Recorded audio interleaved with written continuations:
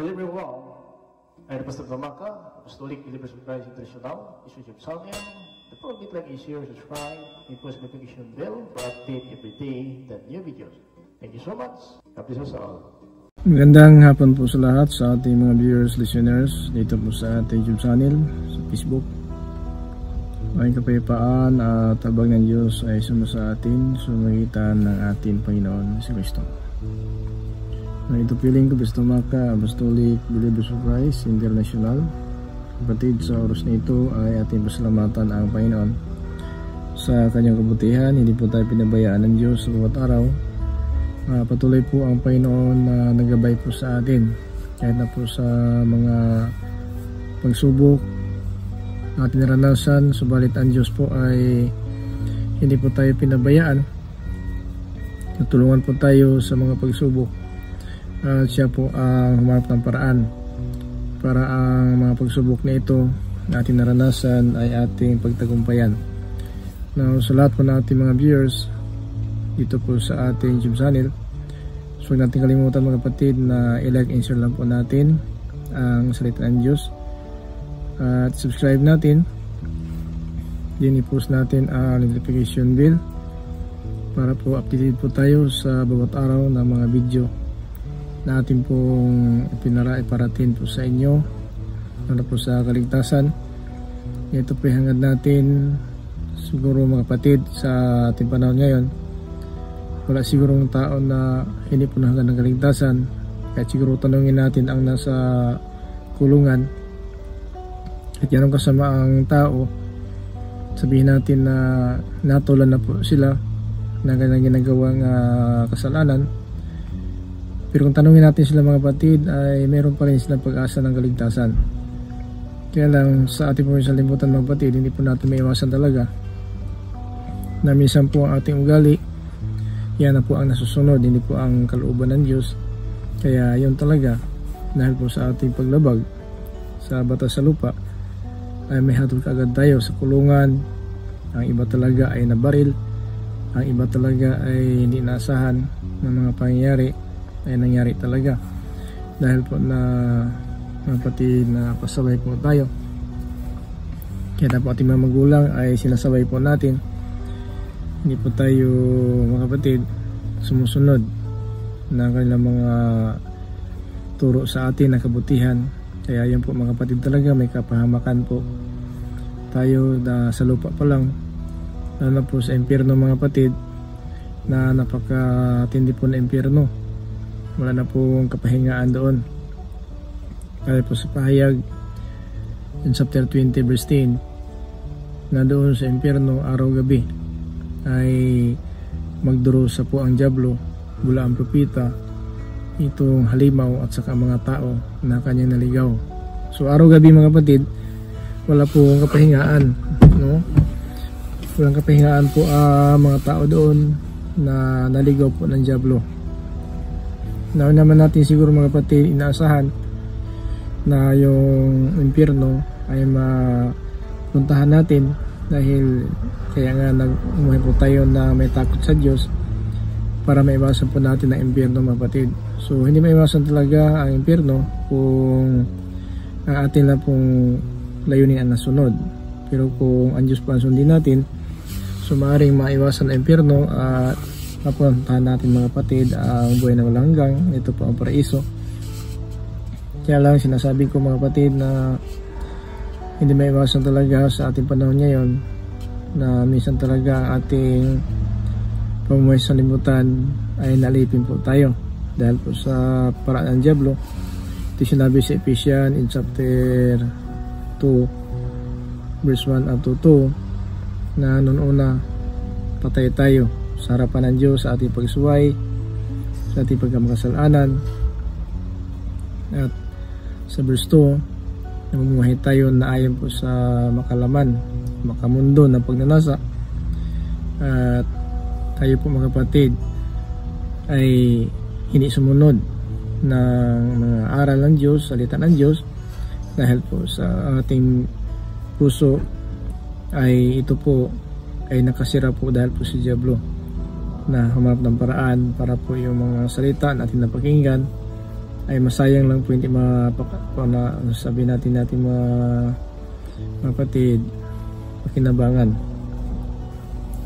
Kaya itong ating ginagawa mga kapatid sa kahit itong paraan, meron tayong mga ginawa na mga video para po kahit paano na mayroon tayong matutunan at maiwasan natin ang dako na yung tinatawag ng nag-alab na apoy. Kasi pag namatay po tayo, dalawa po ang pupuntahan natin. Kaagad tayo pupunta doon sa dako na hindi po natin inaasahan at makapunta naman tayo sa ating inaasahan. Kaya tinuruan po tayo ng Panginoon para sa pagdilat na ating kaluluwa, ayun talaga ang ating pinapangarap na tinatawag po na paraiso.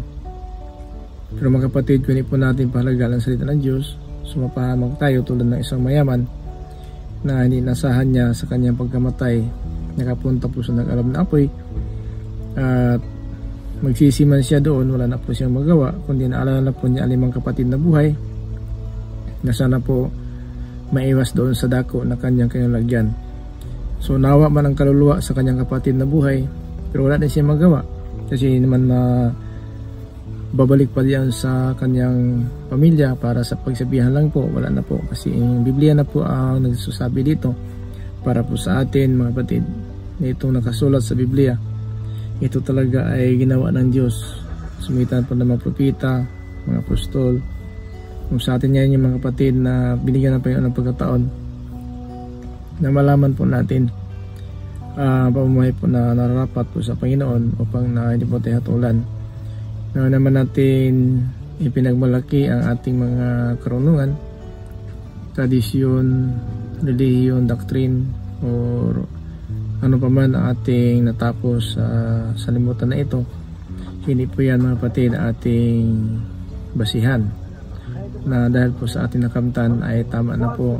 So importante mga kapatid na ambay naman lang yung makamtan natin, sumitan po ng aral ng Panginoon. Itong yung ating mga kapatid na gumawa tayo ng mga video kahit paano na meron tayong malaman na salita ng Diyos, itong utos ng Diyos para po na tayo talaga mamaya po na mapayapa at saka meron tayong alam kung ito ating kalagayan, tama na ba ito, meron tayong kayamanan, may pira tayo, may negosyo, may bahay, may sasakyan, may lupa, ano pa man. Pero mga kapatid, lahat po ng bagay na nakamtan sa limutan, maiwan po natin yan. Hindi po natin mapakinabangan yung mga bagay na yan mga kapatid. So ang malaga ngayon, so makinig tayo ng salita ng Diyos. Ito po ating mga video na ating ginagawa dito po sa ating YouTube channel, sa Facebook. Ginawa po natin ito para po na ito paano marami tayong matutunan at malaman natin ang kalooban ng Diyos. Dahil yan po lang mga kapatid ang pinakamalaga. Na ano man ating nakamtan galing po sa Panginoon mga kapatid, wala po tayo nakamtan ng mga bagay na sa ating sariling pagsisikap. Ito po yung kalooban ng Diyos na nagbigay po sa atin. Kaya po salamatan at makinig tayo sa Panginoon. Wala po tayong mga kapatid ikatumbas na mga kabutihan ng Diyos sa atin. Ating hininga, hindi po natin binibayaran ito. Kahit na po sa hospital ngayon ang mga naka-ICU, napakamahal po na bayaran nila ng 1 buwan lang. Ngayon ilang taon na po tayo sa limutan, wala po tayo binabayaran.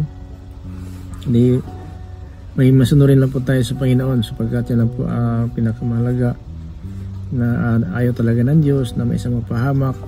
Kung ang Biblia po mga kapatid ating pakinggan, yung 2 Peter chapter 3 verse 9, na ang Panginoon hindi po nang pabaya ng kanyang pangako ayon sa akala ng iba, kasi minsan inabuso talaga ang panahon dahil Panginoon wala pa, hindi pa bumabalik. So ayon ang Panginoon na may isang mapahamak, nilatsan na makamit ng pagsisi at tumalikod sa masamang pamuhay. So yun po mga kapatid ang plano ng Diyos sa buhay natin. Kaya lang po minsan po talaga ay nakakapokus tayo sa mga bagay na nais natin angkinin, nais natin makamtan ang mga bagay na hindi naman ipagkaloob ng Diyos. So mahirapan talaga tayo magkaroon, no? Mahirapan tayo magkaroon ng mga bagay kung ayaw po ng Diyos talaga. Dahil pa ang Proverbs chapter 16 verse 1 up to 2, nasa tao ang pagpaplano pero sa Diyos ang purpose kung ito ay ibigay sa atin o hindi. So kaya ito mga kapatid, ang mensahe ng Diyos para po sa atin na huwag sana tayo magsawa. So araw gawa po tayo ng mga video at i-like and share lang po natin, subscribe, and don't forget to post the notification bell para update every day the new videos. Thank you so much. Kaya Pastor Tumaka, Apostolic Believers of Christ International, President to us. The grace of Jesus Christ be with us. Amen.